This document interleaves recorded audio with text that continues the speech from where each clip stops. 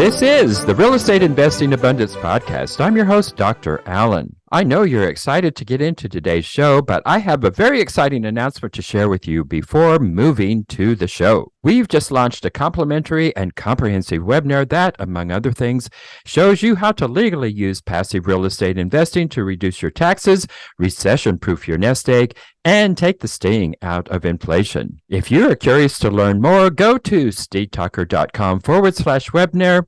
It is complimentary and only takes a couple of minutes of your time. Once again, that is stevetalker.com/webinar. I'll see you in the webinar. Enjoy today's show.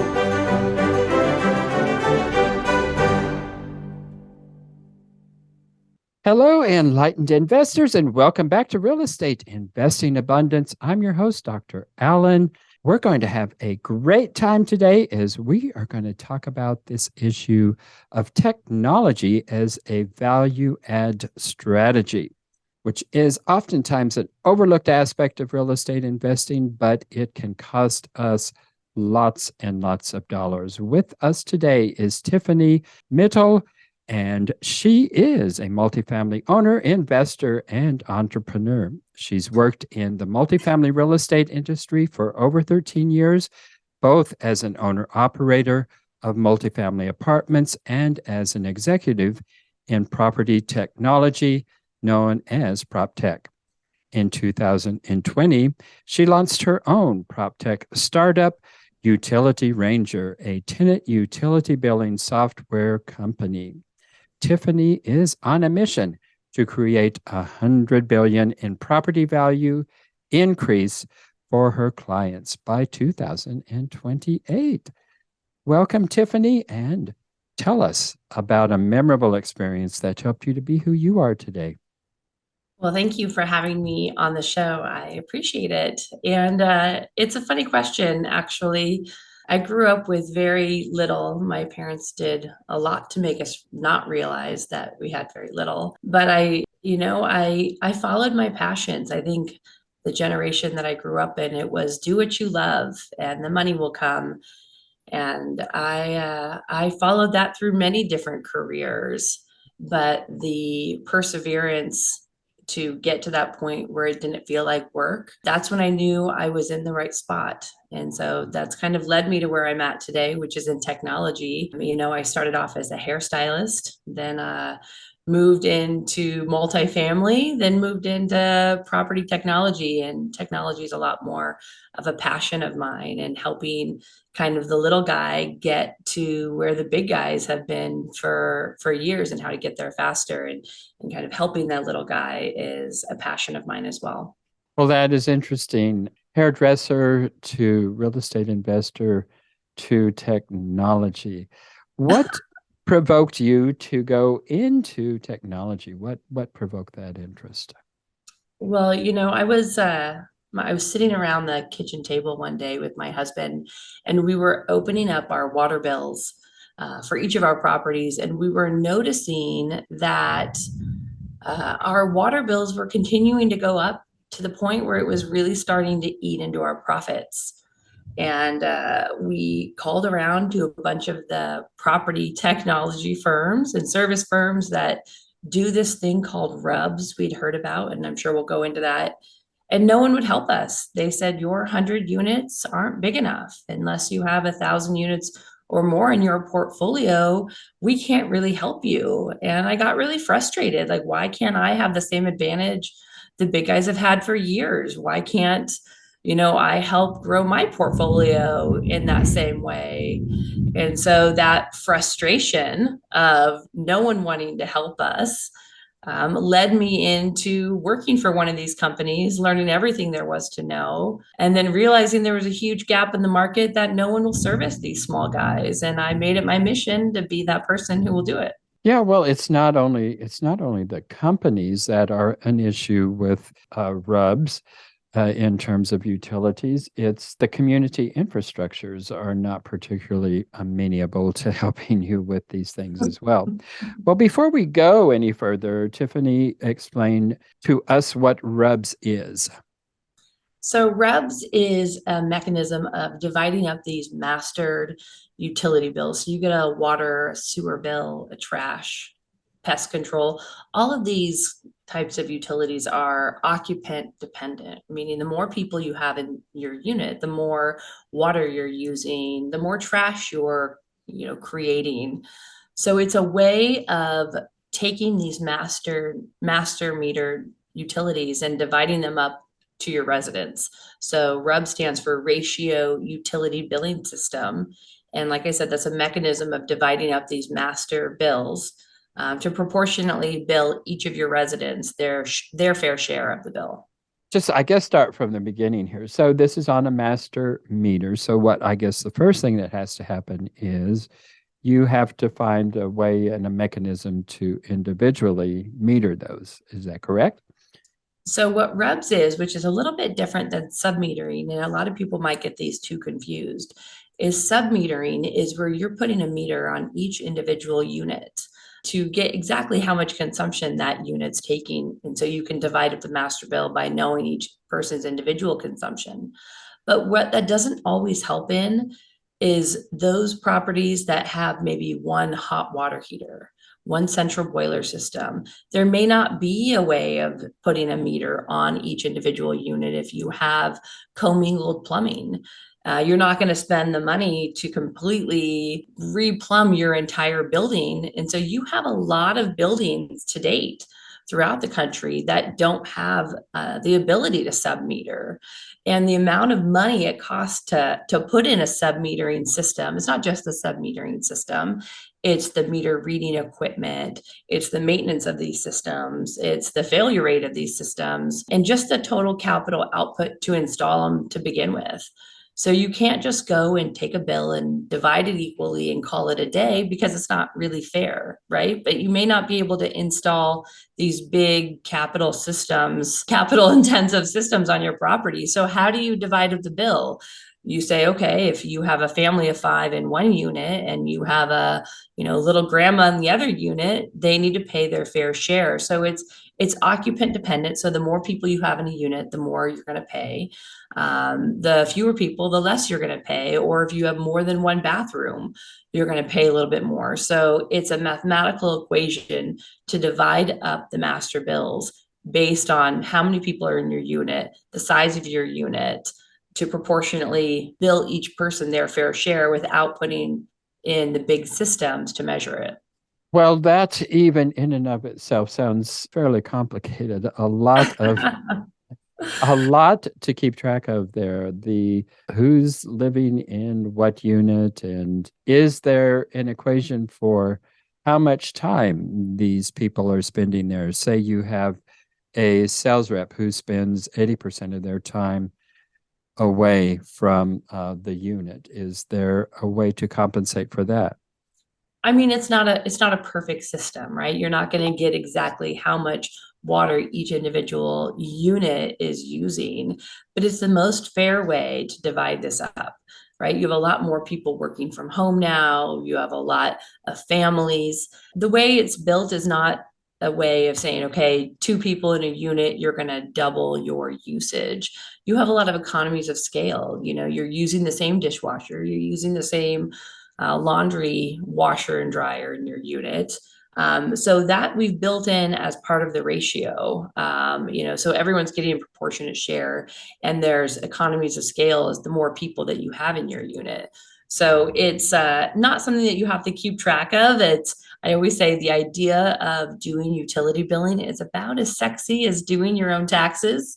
You don't really want to get into it. There's a lot of regulations, and people get really kind of uncertain of how to really execute this. But what we've done is we've really kind of pulled back the curtain and made it very, very simple, giving the users or giving the owners who are doing this on their properties very few inputs to put in. You're basically just putting in your bill amount that you get to the property, and your residents and your units are already set up in the property. So you're just putting in the bill amount and clicking calculate, and then the bills are all emailed off to your residents. So it's very few kind of data entry points to do, and very simple to do to where it really demystifies all the scary side of utility billing.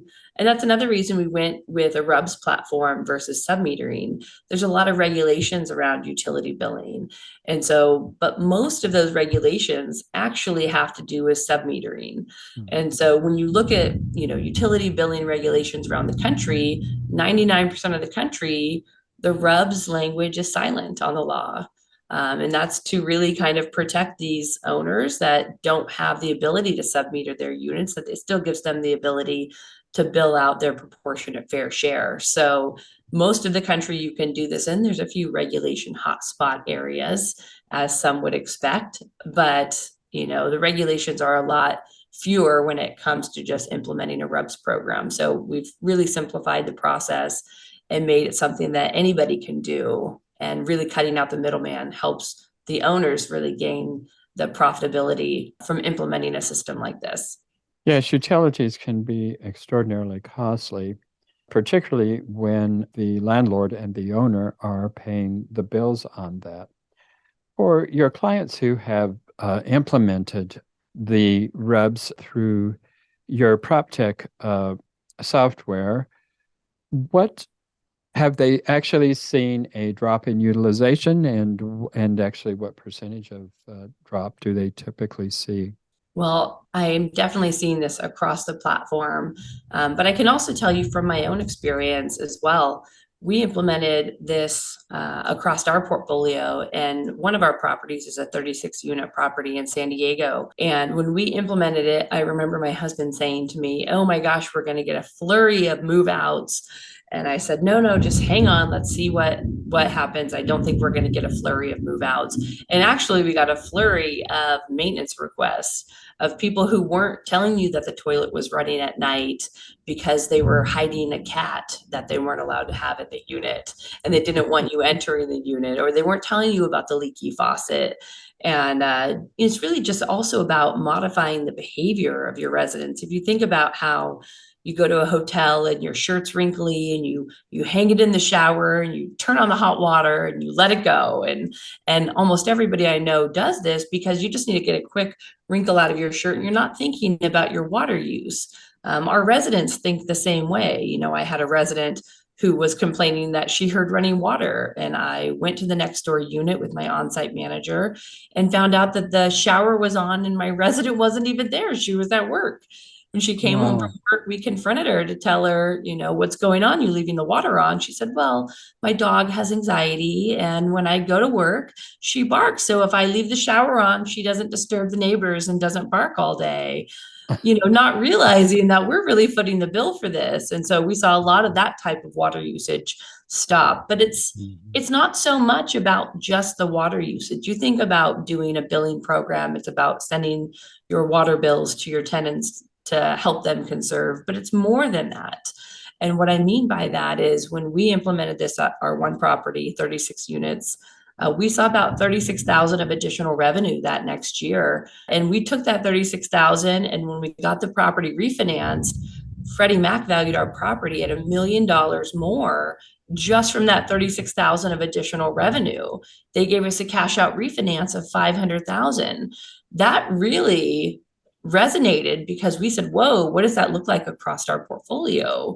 Now we realized it wasn't just about having your residents pay their fair share. It was about increasing the NOI on your property, using this as a mechanism to grow your portfolio, using it as a net mechanism to grow your wealth, because this is value that's sitting within your portfolio that you typically would have a value add strategy of capital, deployment. Maybe you're putting in countertops and flooring and upgrades, but a lot of that costs a lot of money. All we did was take our utility bills, transfer them to our residents, and we created $1 million of value, within a first year. And then we were able to use that, capital to buy another property.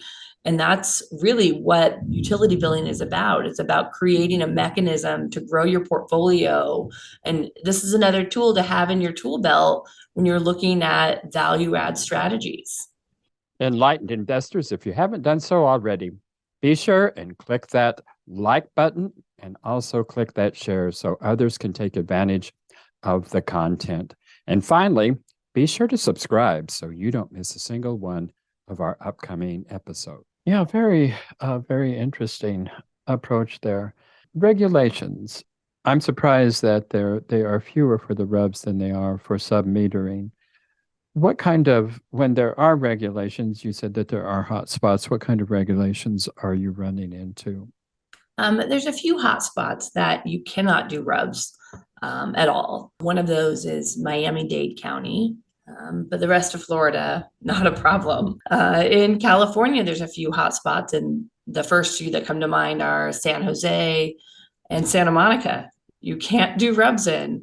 Almost the rest of the state, a few other hot spots, but if most of the rest of the state you can, and that they just won't allow it. But in areas like Texas, they have very explicit rules, and most of the states kind of default to the rules of Texas because they're very explicit on how to bill. They say, okay, you have to have a certain amount of your bill needs to be paid for by the owner or common areas. So they don't want you billing your residents for the landscaping water that you're using. So they require a 20 to 25% common area deduction off the bill, saying the owner's going to pay 25% of the bill and the residents are going to pay the remainder. They also have regulations on how much you can charge as an admin fee that's more targeted at the utility billing providers. But when you take your bills and you're doing them yourself, you actually become your own utility billing provider. And so you can only charge no more than $3 for a fee to your residents. And the way we make money as a software company is we charge a per unit fee, $3 per unit. And so that fee can then be passed along to your residents, making our software free for the end user. But it becomes a revenue generation tool because now you're able to get your trash bills, your pest control bills, your water bills, sewer bills, all of this you're getting back. There's other areas of the country that don't have regulations on how much you can charge as a service fee. So we allow our customers to also increase that fee. So we may be charging $3 per unit, but they can actually charge $5, $6 per unit as an admin fee. Take that extra $2 to $3 per month that they're making per unit and use that to pay for things like property management software that you normally can't recover those costs that are kind of sunken costs that you have to pay for across your portfolio anyways. So we use this as a revenue generation tool, as well as making, as a pass-through fee to the residents. Well, Tiffany, tell us how it is that we can get in touch with you to take advantage of this wonderful product. You can go to utilityranger.com. You can also find us at Utility Ranger on social media, which will also take you to utilityranger.com. But it's very easy. You can sign up. You can connect with me there as well. And I love giving demos of the platform because people they don't realize how easy it is. And they think they need to go to some service provider who's going to treat them like a tier 5 client. They don't need them. They can do it themselves. And we really walk them through the process so they can do this each month for their residents. Well, we've talked about water. What about electricity and gas? You don't see this as often. We can bill for both electricity and gas. You don't see it as often because back in the 70s, regulations were put in place that all new construction had to have direct connection to the utility provider for their energy needs. There's a few properties that do have master metered gas and master metered electric. Those are typically in the upper Northeast and built prior to the 70s where these new regulations were implemented. There are more regulations around utility billing for electric, as you can determine that may not be as occupant dependent as water is, but gas can be a lot more occupant dependent. So if you're using gas for heating your hot water, also people use gas to heat their units, that might be more dependent on the size of the unit. So we give different type of billing parameters based on the type of utility it is. So if you want to do a per unit fee for pest control or a per square footage fee for gas, we give that flexibility based on the utility that they're doing. It's essentially a way of unbundling these costs that were traditionally within the rent. You know, a lot of different industries have done this. The airline industries have kind of unbundled their luggage fees, and resorts are kind of unbundling their resort fees. And when you have price commoditization, especially regulations in cities and states like California with rent control, how do you peel out some of these other expenses to continue to get recouped from them? Otherwise, you don't remain profitable. Well, it sounds like a lot of upside to doing this with little downside, but in everything there are downsides. What are the downsides to doing rubs? I think the downside now, I can't really tell you of any real downside because you're promoting conservation from the resident level. You're helping, I would say residents don't necessarily want to get a water bill. It's not something if they're having it included in their rent. But when you tell them, look, when you're peeling out some of these expenses like water, you're going to be more responsible for your use. And it also helps me stabilize the rent amount. I'm not having to increase the rent year over year to help account for these increasing costs in my water sewer charges. And so that will actually help you stabilize the rent amount. So that is something, a way of marketing that to your residents. But the residents, I would say, are the ones who don't want to necessarily get a bill. But from an owner side, you're able to stabilize your rents. You're able to recoup your third largest expense on the books. And not only are you able to increase your NOI, you can leverage that NOI to help grow your portfolio, all while promoting conservation at your property level. So it's really a win-win across the board. Residents get more stabilized rents, owners recoup the costs and grow their portfolio and asset values of the properties. Well, as a new business owner with a new product, what have been your largest and biggest challenges? I mean, I'm a non-technical tech founder, right? So it's going to be a challenge, having a tech company and knowing all the ins and outs. I think, if I could cut code, as they call it, I would do it myself, but I can't, and you have to find the right partners along the way. I think a lot of people don't pay attention to this kind of, they call it the long tail of the market, or the people who have under 1,000 units in their portfolio. It's the largest segment of the market that nobody's really paying attention to, and it's because the market's really fragmented. It's not like these owners are going on to LinkedIn to say I own 50 units or 100 units. That might be their side gig and they have a full-time job doing something else. And so how do you reach these owners? And I realized it was through a node, finding that node that all these people follow, and then having that node become my partner. So Grant Cardone is who I figured out who the node was. And when I pitched my company to them, they bought it on the spot. They bought half our company on the spot. And that's been a huge plus because we got an influx of capital to finish our software. It takes a lot of time and money to create software. It's been in the works now for a number of years. And so I think getting the right partner who believe in what your mission is really important to push forward and to have the perseverance to continue even when it might seem insurmountable to accomplish. Yeah, I'm sure there were a lot of things that seemed very, very insurmountable, or else everybody would have been doing it.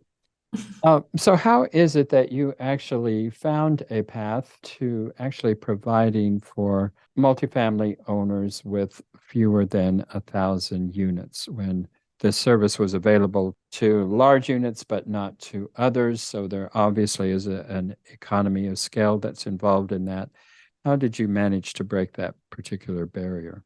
Well, I've worked in these companies for a number of years. I've been in this industry for over 12 years doing utility billing for all the service providers. And I kept seeing the same underserved market that no one could reach. And it was, how do you reach this long tail, or how do you reach all these owners? And that's when I realized that node was a lot of the answer. You have to get in front of the people that they trust the most. And so that's when I realized that Grant Cardone needed to be my partner, and I was not going to have it any other way. And I didn't take no for an answer. I first pitched my company to him and completely bombed, and it didn't go very well. And then I regrouped, got my stuff in order, and pitched to him again, and they said yes on the spot. And so I think using that kind of peer influence by finding influencers within our market that small owners are watching.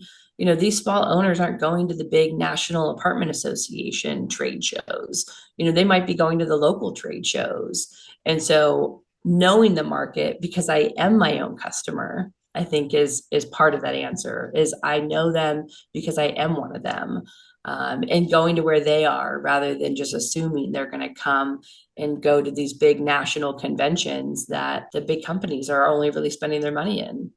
What is your last word of advice here for property owners who are looking into this? Where should they begin other than going to your site? The first thing everyone should do is look at their leases. Most people, if you're not doing this today, within your lease, look for the utility section.